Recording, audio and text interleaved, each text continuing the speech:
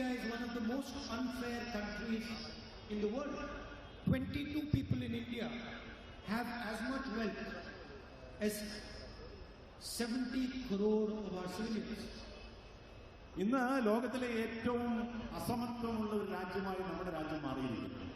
22-22ഓളം പേരുടെ കയ്യിലാണ് 70% സാമ്പത്തിക സൗകര്യങ്ങൾ എന്നുള്ളത് ലോകത്തിൽ തന്നെ അപൂർവമായി മാത്രം നമുക്ക് കാണാൻ കഴിയുന്ന ഒരു വസ്തുതയാണ്. 70 crore Indians earn less than 100 rupees a day. 70 കോടിയിലേറെ ജനങ്ങൾ ഒരു ദിവസം 100 രൂപയിൽ താഴെ വരുമാനമുള്ളവരാണ് നമ്മുടെ രാജ്യത്ത്. How can we talk about being a superpower? നമുക്കെങ്ങനെയാണ് നമ്മൾ ലോകത്തിലെ ഒരു വൻ ശക്തിയാണ് എന്ന് ഈ സാഹചര്യത്തിൽ അവകാശപ്പെടാൻ കഴിയുക? Our farmers are screaming for help. Our youngsters are unemployed.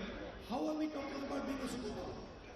നമ്മുടെ അടിസ്ഥാനവർഗമായിട്ടുള്ള കർഷകർ അവർ ഇന്ന് ന്യായമായിട്ടുള്ള വേതനത്തിന് വേണ്ടി അല്ലെങ്കിൽ ഒരു പ്രതിഫലം ലഭിക്കാൻ വേണ്ടി സമരം ചെയ്യേണ്ട സാഹചര്യം.